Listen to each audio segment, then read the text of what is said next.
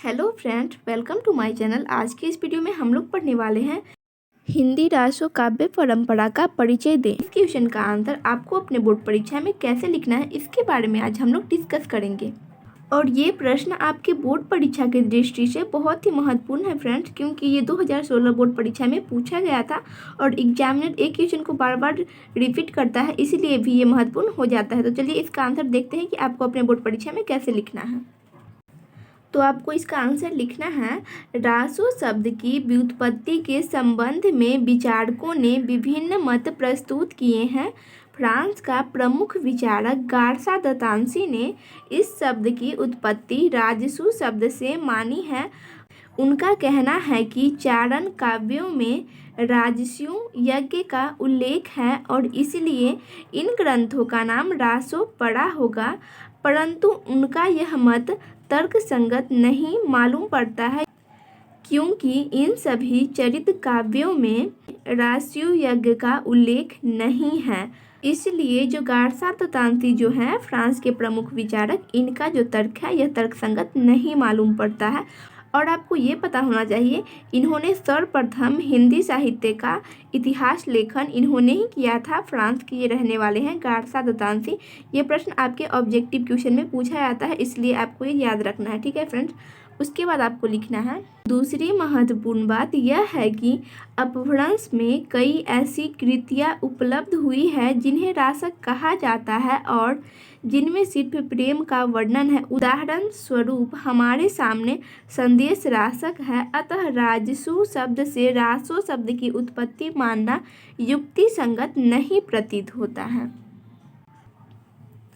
उसके बाद आपको पैराग्राफ चेंज करना है एंड लिखना है, कतिपय विचारक रासो शब्द का संबंध रहस्य से मानते हैं, परंतु यह मत भी संगत नहीं है, क्योंकि रासो ग्रंथों में किसी भी प्रकार का गूढ़ दार्शनिक रहस्य नहीं है। इसी प्रकार रासो शब्द का संबंध रास या रसिक से माना जाता है, पर इन शब्दों का अर्थ क्रीड़ा, विलास, गर्जन व नृत्य है। यदि विचारपूर्वक देखा जाए तो इन शब्दों से रासो की व्युत्पत्ति सिद्ध करना अवैज्ञानिक ही जान पड़ता है। उसके बाद आपको फिर से पैराग्राफ चेंज करना है एंड दो शब्दों का स्थान छोड़ना है। उसके बाद लिखना है, कुछ समीक्षकों ने रासो शब्द का संबंध रसिया शब्द से माना है, मगर यह भी भ्रम है, क्योंकि इन ग्रंथों को न तो हम पूर्णतः श्रृंगारिक ही कह सकते हैं और न इनमें भद्दा श्रृंगार का ही वर्णन है। आचार्य रामचंद्र शुक्ल ने रासो शब्द का निर्माण रामायण शब्द से माना है। उसके बाद फिर से आपको पैराग्राफ चेंज करना है फ्रेंड्स। उसके बाद लिखना है, आचार्य चंद्रवली पांडे और आचार्य हजारी प्रसाद द्विवेदी रासो शब्द का संबंध संस्कृत साहित्य के रासक शब्द से मानते हैं, मगर आचार्य हजारी प्रसाद द्विवेदी इसे न केवल एक प्रकार का छंद अपितु एक काव्य भेद भी मानते हैं। डॉक्टर माता प्रसाद गुप्त ने रासो शब्द पर विचार करते हुए रासो शब्द का संबंध रासक से ही माना है और उनका कहना है कि रास तथा रासो में कोई भेद नहीं है, दोनों नाम एक ही अर्थ में प्रयुक्त हुए हैं।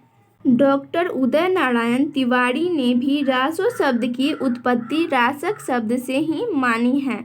उसके बाद फिर से आपको पैराग्राफ चेंज करना है। उसके बाद आपको लिखना है, राजस्थानी एवं ब्रज भाषा में रासो शब्द से लड़ाई झगड़े का अर्थ लिया जाता है, मगर इसकी भी कोई सार्थकता नहीं है, क्योंकि इन चरित काव्यों में इसका कोई उल्लेख नहीं है। कुछ रासो ग्रंथ में युद्ध का वर्णन है, मगर कुछ में सिर्फ प्रेम का वर्णन है। यदि विचार पूर्वक देखा जाए तो रासो शब्द का संबंध रासक से ही मानना उचित जान पड़ता है और प्रोफेसर शिव कुमार शर्मा के शब्दों में यह काव्य मूलतः रासक छंद का समुच्चय है। अपभ्रंश में 29 मात्रा का एक रासा या रास छंद प्रचलित था। ऐसे अनेक छंदों के गाने की परिपाटी कदाचित लोक में भी रही होगी। रास्ता निवारणार्थ बीच बीच में दूसरे को जोड़ने अथवा गाने की प्रथा चल निकली। संदेश रासक इसका उदाहरण है।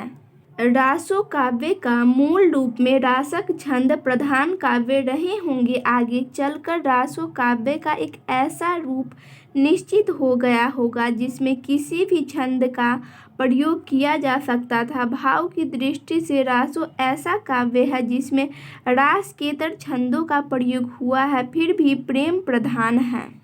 उसके बाद अगला पैराग्राफ में आपको लिखना है, आगे चलकर काव्य का यह रूप कोमल भाव के अतिरिक्त अन्य विचारों के वहन का साधन बना। प्रेम भाव के साथ इसमें वीरों की गाथाओं का सम्मिश्रण हुआ। जिस प्रकार अंग्रेजी का सोनेट मूलतः प्रेम भाव का काव्य था, किंतु आगे चलकर उसे अन्य भावों का भी वाहक बना लिया गया, यही दशा अपभ्रंश और हिंदी के रासों काव्य की समझनी चाहिए। अपभ्रंश में इस प्रकार के कई काव्य हैं, जैसे बाहुबली रास, समर रास आदि, और हिंदी में इसी रास काव्य का प्रतिनिधि है पृथ्वीराज रासो। उसके बाद आपको पैराग्राफ फिर से चेंज करना है फ्रेंड्स, एंड लिखना है, हिंदी साहित्य के आदिकाल में रासो ग्रंथ की प्रधानता मिलती है, जिनमें से कुछ के नाम हैं विजयपाल रासो, विशलदेव रासो, परमाल रासो, पृथ्वीराज रासो, हमीर रासो आदि। और आपको अगर इन कवियों का नाम नहीं पता है तो डिस्क्रिप्शन में लिंक दिया है, वहाँ से आप जाकर देख सकते हैं आदिकाल के विषय में। ठीक है फ्रेंड्स, इनमें विशलदेव रासो एक प्रेम काव्य है। उसमें राजा विशलदेव और उसकी पत्नी राजमती के प्रेम का वर्णन है। फिर से आपको अगला पैराग्राफ चेंज करते हुए लिखना है, अन्य ग्रंथों में वीरता की प्रवृत्ति प्रधान है और प्रेम पूरक बनकर आया है। परमाल रासों में आल्हा और उदल की वीरता की प्रधानता का वर्णन है। पृथ्वीराज रासों में पृथ्वीराज के द्वारा लड़ी गई लड़ाइयों और विवाहों का वर्णन है। हमीर रासों में हमीर की वीरता का वर्णन है। उसके बाद लास्ट पैराग्राफ आपको लिखना है फ्रेंड्स, इन रचनाओं में काव्यत्व तो प्रचुर है, लेकिन इतिहास की दृष्टि से ये रचनाएं अप्रामाणिक या अर्धप्रामाणिक हैं। तो बिल्कुल इसी तरीके से फ्रेंड्स आपको अपने बोर्ड परीक्षा में इस क्वेश्चन का आंसर लिखना है। तो आई होप आप लोग को वीडियो इन्फॉर्मेटिव लगी होगी। वीडियो इन्फॉर्मेटिव लगी तो वीडियो को लाइक करें, अपने फ्रेंड के साथ शेयर करें एंड चैनल को सब्सक्राइब कर लें। Thanks for watching this video.